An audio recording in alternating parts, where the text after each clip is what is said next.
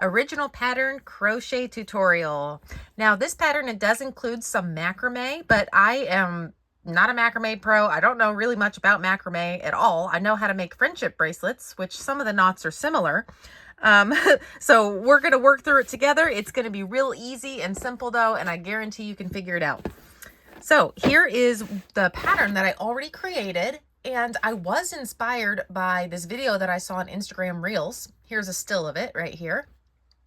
And I've seen a lot of these, I think a lot of these pages are popular like in Spain or Europe, maybe even South America, where they're showing this really long fringe being used for all types of patterns. So I thought it was beautiful and looked really fast and really fun. So I tried my best to kind of recreate my own version of it. But it is quite different than hers. So I'm going to walk you through how we achieve this. But for this tutorial, I'm going to use this yarn, which is Yarn Bee from Hobby Lobby. It's a braided basic small, basically it's macrame cord, and it's 2 millimeter. So when you're looking at the gauge of buying like a macrame type yarn, you're going to look at the millimeter gauge size. In yarn terms, it is a 3 light. So you could try to do this with yarn. I would recommend a mercerized cotton because that's going to make the threads like smoother and more polished and keep from sticking together. If you use just a regular cotton yarn, it's not going to drape as nice. The cord's not going to be as heavy, and it just might be a little bit more of a hot mess, but it'll work though. It would still be cute enough for the purpose of what we're doing. So I am using this color for this tutorial. It's like a glittery, creamy color. It is called Golden Natural. All right, and I'm going to use a 7 millimeter hook, which is kind of an odd millimeter size to find as far as hooks. Sometimes 7 can be difficult to find. I am a really tight crocheter, so you could use a 6. You could probably even get away with a 5.5, and it would be really similar to how most people crochet with their tension. I'm really tight, therefore I use bigger hooks. And you're going to need some scissors, and yeah, that's pretty much it. All right, let's get started. Let's talk about the measurements here. Mine came out to, let's see, roughly 20 inches across, and it's doubled over because it's a loop, obviously. So my chain is really about like 40 inches long. But the way that you're going to figure out your chain is you're just going to keep chaining for a while until you think it'll wrap around your shoulders, and then try it on. Now keep in mind the weight of the material and the strings, and as your body moves, is going to kind of like gravity's going to pull it down. And this type of yarn also has a lot of stretch play in it, okay? So it's going to kind of loosen and be stretchy. And so keep that in mind, that you probably want it a little bit tighter than you might think that you do. So for me, I made 108 chains total. I'm going to start chaining my 108 chains. You can change that amount if you need to go down or up. Just make sure it's an even amount of chains, because we're going to be doing a mesh on row 2, and mesh requires an even amount. Now I never count the first one that I do, because that's now the first one that's like on the hook, right? So I'm from here doing an even amount. So 1, 2. Technically, I kind of did 3, but I'm only counting that as 2. All right, so that's your 108 plus 1.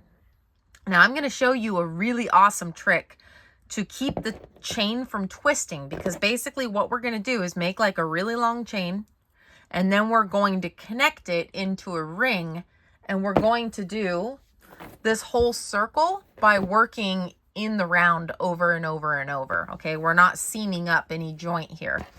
But connecting your chain into a loop, a lot of times what happens is, without even realizing it, it gets twisted, and then it gets wonky where you're joining it together and it looks all crazy.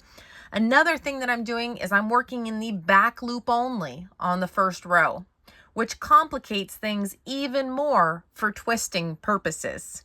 Okay, so here is a really, really cool trick. I'm going to start by just chaining like 5. So first one never counts. Let's do 5. 1, 2, 3, 4, 5. Okay, I'm going to take my hook out. I'm going to rotate my tail this way.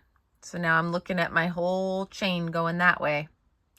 Put the hook back into this top loop up here. Okay. Now, your working yarn loop, you're going to put that back on your hook as normal. Now what you've done is you've hooked the bottom of the chain onto your hook, and that's just going to carry and stick along and stay with you. Now we're going to continue chaining. So 6, 7. We're not doing anything with this bottom part. 8, 9, 10. Basically what that's doing is it's preventing us from twisting the chain in the wrong direction when we go to connect it. So now let's say that I've done those 108 and I'm about to connect this now, both sides. All I'm going to do is flip this bottom one over the hook and then chain 1. Now we're connected into the ring, and I can start working in the back loops only in my continuous ring. When we get to this other side here, we're going to slip stitch into this first chain 1 to connect our next row together. Okay, and I'll show you all of those parts and pieces. But first, I'm just going to start by making my actual real chain and doing 108 plus 1. Okay, and I'll meet you back. Okay, I just finished all 108 of my chains, and I'm going to flip this back one over the front. Okay, now before I chain 1, I'm going to bring this tail from the beginning, crisscross it over the front, because that's going to carry it with me when I start my first row. And we're going to crochet over it to hide it. This type of yarn, it's a lot more difficult to weave and sew in your ends because it's so much thicker and bulkier, and it can pop out, and it's harder to split the yarn and really get it in there really good. So we're going to crochet over it right now, since this is the perfect opportunity. So we're going to turn this over so that we can see our back bumps. And I'm going to continue to just single crochet all the way around my first round and hold the tail on top. And I'm going to single crochet all the way around to the other side. So that's 2.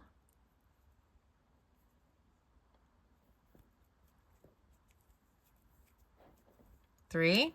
Okay, so just single crochet just like that. And when we get to the other side, we're going to slip stitch into the beginning. Okay, I finished working all the way around my ring, those single crochets in the back loop only. And I just want to show you what I'm going to do next, coming around the other side. This portion of the stitch here is where we flipped the back loop over the front chain. Okay, remember when we did that, we had both parts of the chain on the hook at the same time, and we put the back one over the front.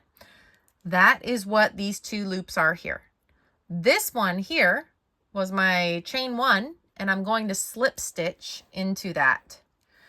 Now, when you first started this ring, I should have said this, you could have used a stitch marker or an alternating color of yarn to just kind of demarcate and help you see where that one was. Okay, there we go. If you come around and you get to this point and, you know, you kind of like check your work and you count all these and it's a weird number, it's not a big deal. You can totally skip over a stitch. It's not going to be as noticeable as you think, you know, don't stress out. We can figure this out and we will get through it together, and we are doing it. Okay, row 2. So I just did my slip stitch to join my first single crochet row. Now I'm going to start the mesh row, which I've made with extended double crochets. So in extended double crochet, there's 3 different ways I know how to do it. And I'm going to show you one way, my favorite way to do it, but there are other ways that you can do it. So first we're going to start by chaining 4. 1, 2, 3, 4. The first 3 chains count as the same height as your extended double crochet, and then the last 4th chain counts as your chain 1 for a mesh.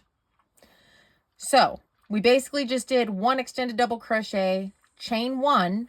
Now we're going to skip 1, and in the next we're putting our extended double crochet. So the way I do that, start the same as you would do a regular double. You yarn over, go into our stitch, so skip 1, next stitch. Okay, pull up a loop. Now go through 2, just like a normal double crochet. Now, instead of yarning over and going through the last 2, we're going to go through 1 at a time. Yarn over, 1, yarn over, both. All right, so now we have our extended double, chain 1, and another extended double. To continue, we're going to chain 1, skip 1, and make another extended double. Okay, pull up a loop, pull through the 2 middle ones, pull through 1, and then pull through the last 2. Okay, I'm going to do that a few more times for you. Chain 1, skip 1, extended double, chain 1, skip 1, extended double, chain 1, skip 1, extended double. Okay, continue that all the way around, and I will meet you at the end. Okay, here is the end of row 2. Now, what I have left is 1 stitch, and then my 2 posts. This is my starting chain. Now, if you have 2 stitches left here or no stitches, it's totally fine. Like, don't even worry about it. Seriously, it's not going to be noticeable. Now, the way that you can kind of like hide or correct that is you can go further back somewhere here and you can skip 2 instead of skipping 1. And it's not really going to be noticeable, but it's going to change your count to be correct over here. Okay? Life is too short and already complicated enough to be stressed about a simple little thing like that. Okay? Now, but what it should look like, if your number is correct for mesh, is you will have 1 stitch unused here. Now, the starting chain, we chained 4. We have 1 chain here as our chain 1 space, and that means this is the top of our extended double. It's a chain, but you know, we're using it as if it was an extended double. So after I finished this post, I chained 1 like I normally would, and now I'm going to go into this stitch here. I'm just going to loosen that back bump first so I can get into it better. Okay, go into the 3rd stitch up and slip stitch. Oh, that was my little kitty boy. Okay, row 3. Row 3, we are continuing with those extended doubles, but we're going to put 1 in the top of every post and 1 in every chain space. So we're going to start with the chain 3 and put an extended double around this whole space. Extended double and extended double in the top of the post. Extended double in the chain space and in the top of the post. So continue that all the way around, and I'll meet you at the end. All right, I've come around to my extended double crochet row. I have 1 more, and I'm going to slip stitch into the top of my first one that I did here to kind of connect the round. Okay, and I'm going to chain 1. Beautiful, looks pretty seamless. Now this ring looks kind of little to me, but keep in mind that this yarn, it does stretch quite a bit. Also, as we are working, these rows are getting kind of a little bit, you know, subsequently a little larger and stretchier. So really this first one is going to be the tightest ring, and then it's kind of like allowing for more cushion and space to fan out the other rows that we do. So for this very last row of crochet, we're just going to single crochet all the way around to put what I call a stabilizer row. Now, if you wanted to, you could repeat this whole thing again. We do the single crochet, and remember, we started with the single crochet, so you could repeat this whole thing again if you want to make it longer, but I'm not going to. So let's just work that single crochet round all the way around, and then we're going to get into the like sort of macrame part of the pattern. All right, my single crochet row, I made it around to the end, and on my last one, I'm slip stitching. All right, so now I can grab my scissors here, and I'm gonna pull this out and show you how I make kind of an invisible seam here. Let me grab a needle. Since this is like a braided cord and it's a bit thicker than a regular piece of yarn, if you don't have a needle that this will fit through, you can just use a smaller crochet hook and do the same exact thing. But what I'm going to do is I'm going to go into the second one over, go into both loops, pull it through, and then I'm going to go down the side back here, back into 2 backwards. So go reverse 2, bring it back, go down the side, and it creates like a false loop or false stitch here. So it just kind of ends up looking seamless and really pretty on that edge. And then I'm just going to weave back and forth a couple times and cut this off. All right, the next part that we're going to do is cut and tie a bunch of strings that we're then going to tie onto that single crochet round, the last round that we did. So the mesh portion is going to be facing on the top, and then the bottom edge that we just did is where we're going to tie on our string. Our strings, each string is going to measure, mine is 32 inches. So when we then fold it in half like this, it's going to be 16 inches. And each one is going to be 16 inches. I'm going to attach them by going into just choosing at random here. I'm just picking any single crochet on the bottom. I'm going into both loops. I'm going to grab the point where the string is folded in half, pull it through.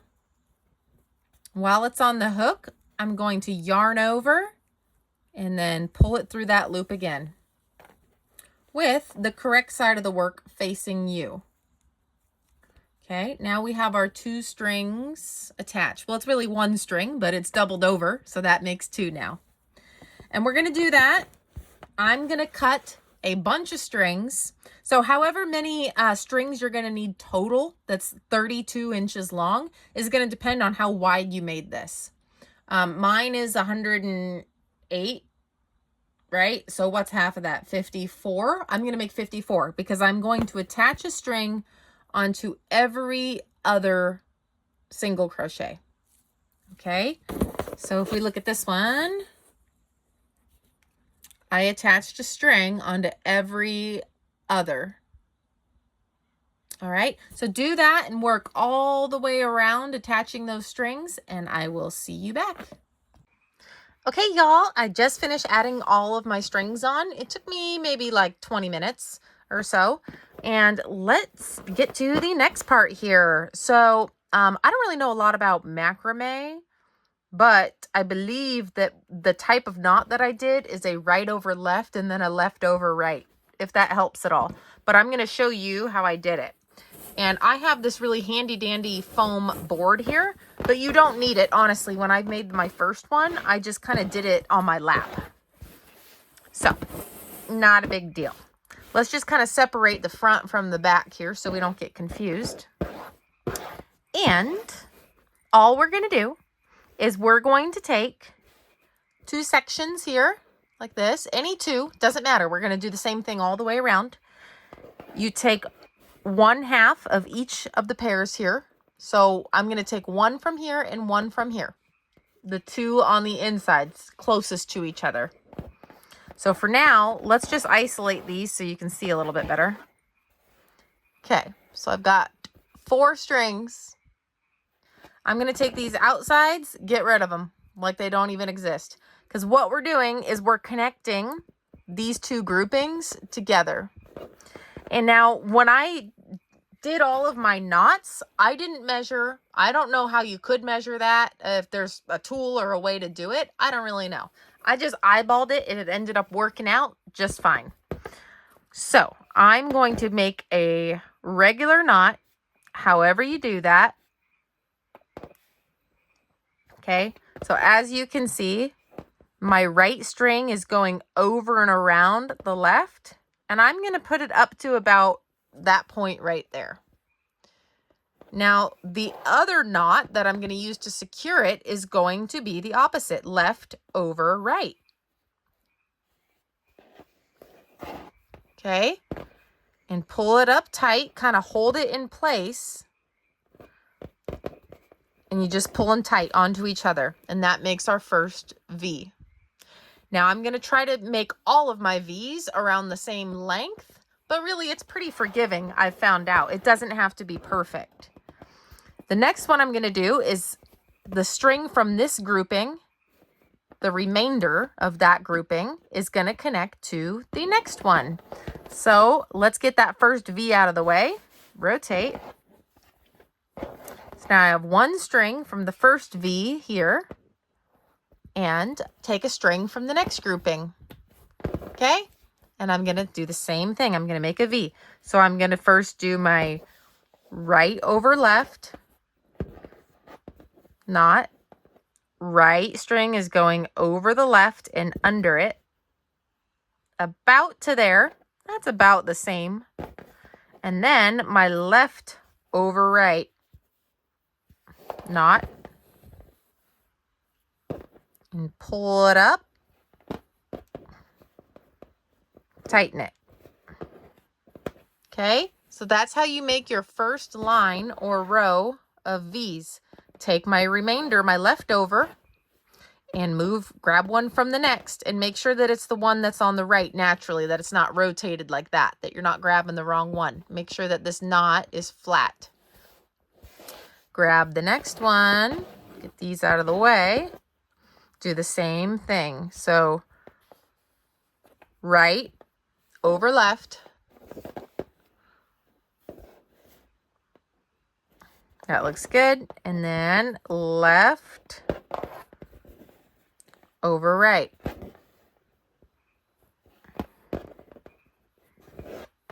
Beautiful.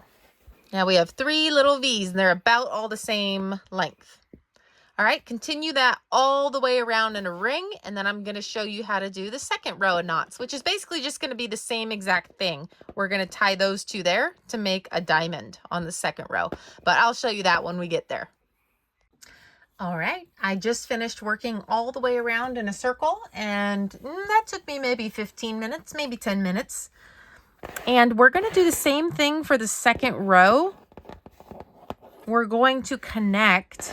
So if this is a group right here of 2 strings now coming off of the V, and the one next to it also is a group, we're going to connect these 2 V's together by these 2 strings, and it's going to make a little diamond here in the middle. We're going to do it the same exact way that we just did the last row, with that right over left and left over right, and we're going to go about that far down there. Okay, again, just eyeball it. It's very forgiving.